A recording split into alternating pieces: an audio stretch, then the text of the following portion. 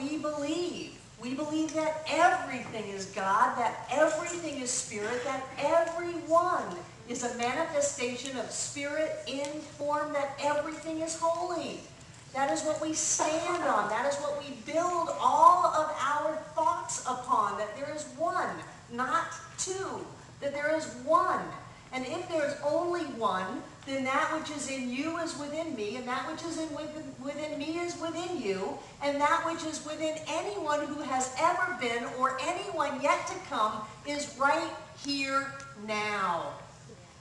There is genius within you. There is greatness within you. There is power within you.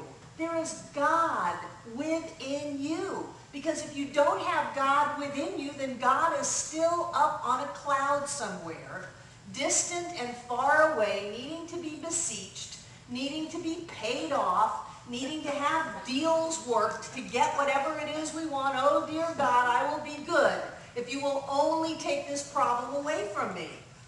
That's not the way that it is. There is one, one, one. And it's easy to say all is one. And then living it might ask a little bit more from us.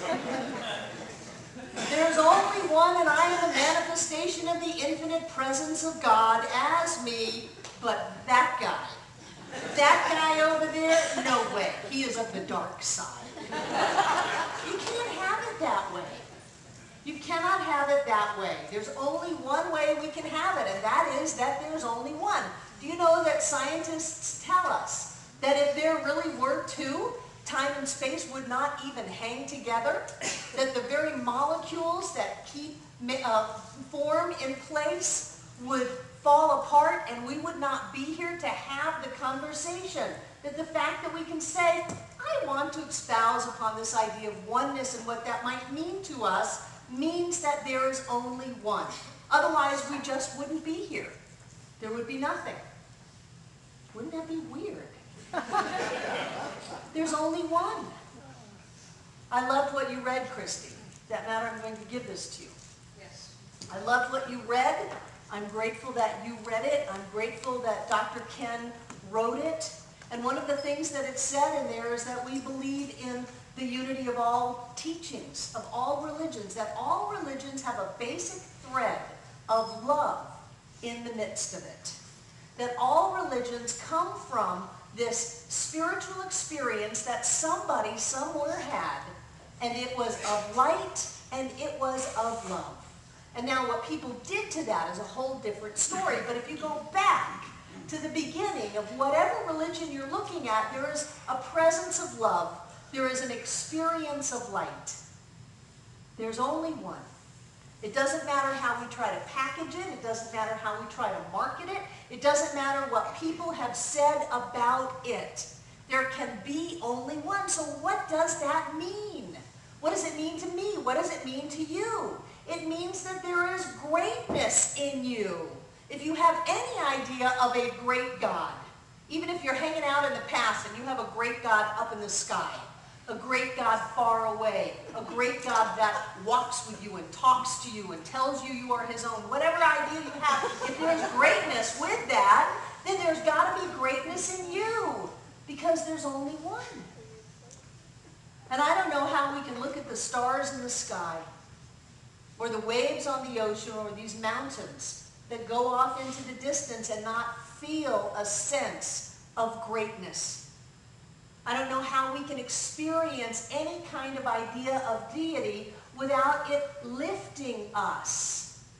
And if that idea can be put on our idea of deity, it's got to be in us. And people say, oh no, I'm not great. You're just afraid.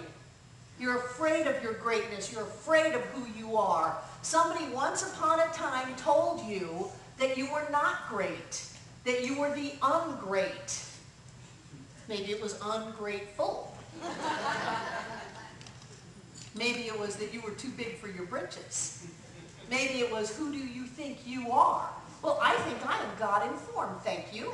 I think that I am all that there is. I think that I command the power of heaven and earth to bring forth into creation that which I focus on in my experience. And people look at me and say, she's nuts.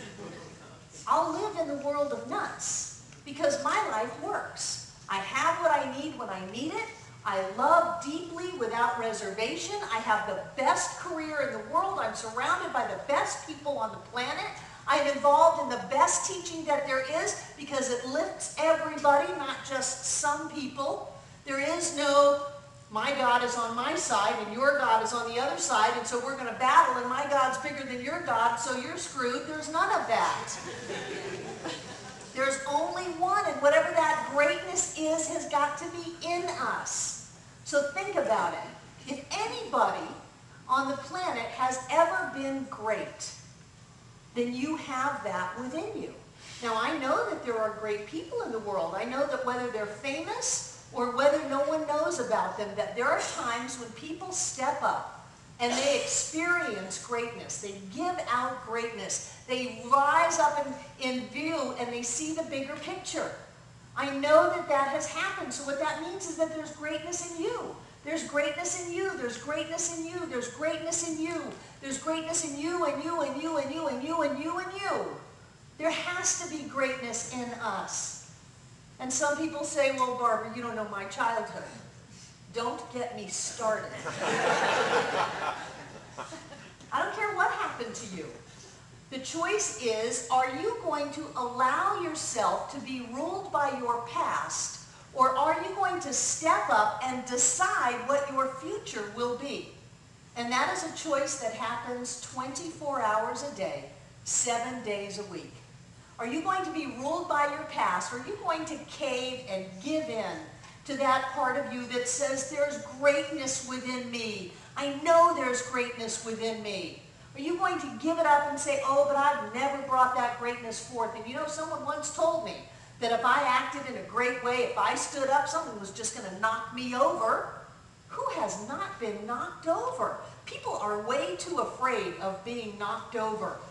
We talked about on class on Monday night, which is a fantastic class to come to, and it's not too late to start. We talked about this idea of fear of failure and how ingrained in our culture it is, and how the really creative, imaginative, growing businesses are embracing failure instead of being afraid of it. They're saying, come on in and fail. Find something and fail. Google tells its new employees, fail fast and furious. Fail fast and furious and learn something. And then we will all know, because if everybody's afraid of failing, they're not going to try anything new. They're not going to step out. They're not going to let their light shine. They're going to hide under some old nasty bushel basket and just tremble. And I don't know about you, but I know about me. There's no way I'm going to live my life that way. I think we have all gone through way too much. Childhood, puberty, teenage years, God knows how many relationships and marriages, how many jobs. We've all gone through too much to fail now on who we are, to give up on who we are, and not to just go ahead and go for it. We've all gone through too much to give up on ourselves. And so in this idea of oneness, and that's one reason I love this teaching so much, it is the best self-help program in the world. I know that some people say, oh, we are so much more than self-help. True, but if we need a little help, let's have some.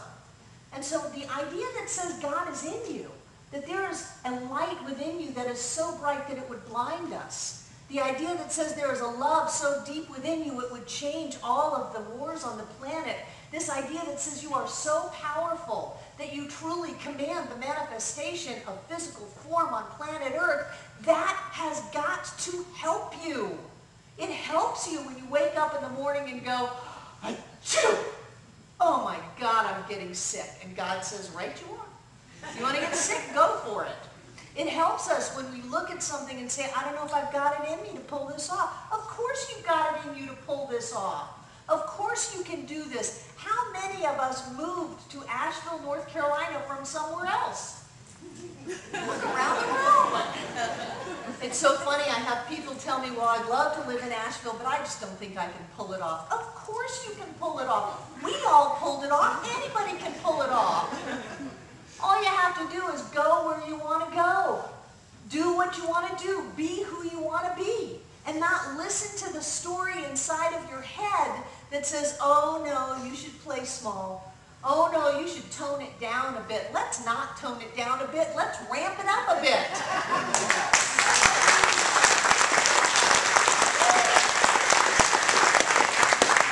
There was much conversation about that press release prior to releasing it to the press.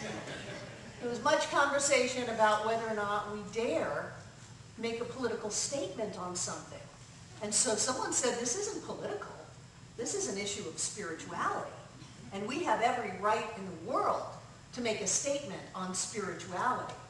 We have every right in the world to say that there is a perfection within every human being on the planet, and that every human being on the planet has the same right that every other human being on the planet does. There was a time not so long ago when Clella, Ann, and Sydney, you could not have been married in the state of North Carolina. Not so long ago, and I had the great pleasure of doing that wedding. And I am so glad to see you here today. Yes.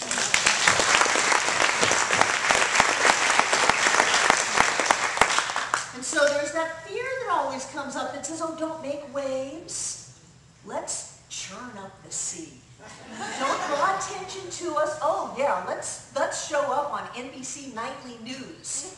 You know, don't have direct opinions about things. We have direct opinions about things. And they are not necessarily what everyone else believes. We believe that there's a common thread through all religions. How often do you hear that? We believe that God is all that there is and that Spirit is made manifest in each one of us, that we are powerful, creative, spiritual beings. There is greatness in you. And the only person that can stop you from experiencing your greatness is you, and the only reason you will stop that is fear. And fear is just not worth it. It's just not worth it. At the end of your life, when you're passing over to the other side, wherever that may be, you don't want to look and go, darn, I blew it because I was afraid. You want to pass out of here and say, I went for it all. I was who I came here to be. I risked what I needed to risk, and I had the life of my dreams. That's the life that we want to live. That's the life that is meant for us. But we have to open up to this idea that there is something within us, and it will help you. This idea that there is light, that there is love, that there is wisdom, there is intelligence, there is health, there's prosperity, there's wholeness already in you. You don't have to make any deals. You don't have to try to get it from somewhere far away. It's already there, but what we must do is open up. And what we must do is be willing to take action on that. There's a phrase from Wallace Wattles in The Science of Being Great, and he says, let your thoughts be ruled by your spirit, and then live up to your thoughts. Let your thoughts be ruled by your spirit, and then live up to your thoughts. Don't say, oh, I'm this wonderful creative being, and then go and hide from the world. Don't kowtow from other people, because there's only one. So remember, whoever is in your world is an expression, it's a reflection, it's a manifestation of you, God as you. And so what you're bringing into your experience, perhaps, is the doubt, is the fear, is the worry, but why are you bringing it in? Not so that you can run away from it, so you can stand up to it. I remember once when I was going off of alcohol, and I was really good at what I did, so I was a really good alcoholic, and had been for a number of decades. And so when I was going off of alcohol, my dreams went crazy. And I was constantly being chased by this darkened monster. And sometimes it would catch me, and we won't go there. But I remember one time when I turned around to face it, and I said, no. And I woke up and I was moved, because I faced my fear in my dream. And that's what we do. We have to face our fear, and we have to look it right in the face and say, no. You will not rule me. You will not rob me of the life that I am meant to live. There's greatness in me. There's greatness in me, and I can let that come through. And we don't have to wait until we're elected president or until we've got some big deal position of power. We can have that greatness come through us right now in everything that we do, starting right here and right now. What is it that you're doing? Do it in a great way. How in the world do you think you're going to be able to do big things in a great way if you don't do little things in a great way? It's like Edwene says about tithing. She says, don't tell me you're going to start tithing once you win the lottery. If you're not starting tithing right now, you're never going to do it when you win the lottery, and you're never going to win the lottery. So do great things right now. What can you do in a great way? How can you be generous? I have a motto. It's a Barbara-ism. And it says, if you have an opportunity to be generous, take it. Take it. We had Curtis come a couple of weeks ago and put in a new PBX phone system, and he spent days and days and days and rewired everything, and he gave us all these phones, and he gave us this whole brand new system. He had an opportunity to be generous, and he took it, and you, my friend, are blessed from that giving. You did that in a great way. You didn't do it halfway. You did it in a great way. What can you do to bring greatness out of you? And then you get used to that. I did this in a great way. I picked that up in a great way. I sang this song in a great way. I came to the center in a great way. I hugged this child in a great way. I let the greatness that was in me come out. And before you know it, you start looking at yourself different. You stand taller. You hold your head higher. And you feel that there's something inside of you that pours out. It just pours out into the world because there is greatness within you. There is greatness in you. And I don't know what kind of a crazy world we're in, that we try to get children to fit into boxes. We try to make them little robots that all act the same and that do the same thing. And you and I went through the same system. And so there's some part of us that says, oh, there's safety and security in being the same as everybody else. It's a bias. We have this idea that says, as long as no one notices us, I'm not risking. But I would submit to you today that the risk is far greater to not be noticed and to be like everyone else than it could ever be to run the risk of being yourself. Emerson said, there comes a point in time when every man must learn that imitation is suicide and that envy is ignorance. That there is no one else that we should be. We can only be ourselves, and we should be ourselves. And we are quite different. I love that about us. We're all different. We can't be like anybody else. And if we have a thought going on inside of our head that says, oh, you should be like this person, it's a lie. You should never be like that person.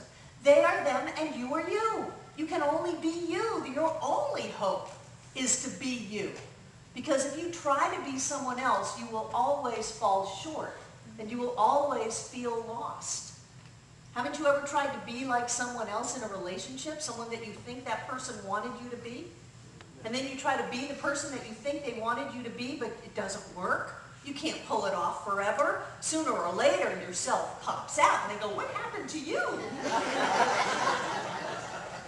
Wouldn't it be better from the start just to be us, to be whoever we are, just the way we are? I often caution people when they're going into a relationship that if you didn't make up the bed last week, don't make it up this week. Don't go around and pick up everything and put everything away and try to turn yourself into somebody else. The only person you can ever be is you. You have to give up worry and trust that there's something in you that will carry you through. You have to give up fear of thinking that somewhere in the middle of the night the boogeyman is going to get you. If the boogeyman comes after you in the middle of the night, you look at them and say, no, no, no, no, I know who I am. You have to give up talking about your problems, complaining, trying to gain everyone else's opinion and approval for your playing small. This is why I couldn't do it. You know the economy. You know the political state. You know my mother. You know my money. You just can't expect that much of me. Yes, I want you to know I expect a great deal from you. I expect greatness from you.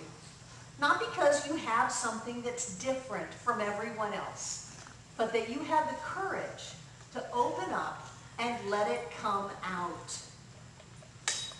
And watch out. Watch out when that happens, because lives change, dreams come true. The whole world changes. I have a quote from Lawrence of Arabia. Lawrence of Arabia. Lawrence of Arabia. Lawrence of Arabia.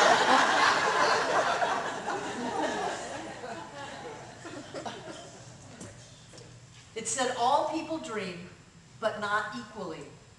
Those who dream by night in the dusty recesses of their minds wake in the day to find that it was vanity. But the dreamers of the day are dangerous people, for they may act on their dream with open eyes to make it possible. You are dreamers of the day. Whether or not you have the courage to act upon your dreams and make it possible is up to you. If at any moment you forget who you are, I want you to remember right here and right now when Barbara Waterhouse stood on this stage and looked at you and said, there is greatness in you. I see it. I see the light that shines forth from you. I feel the power that you have within you. I see you as God sees you with God eyes. I know who you are. You are the great one. And so it is.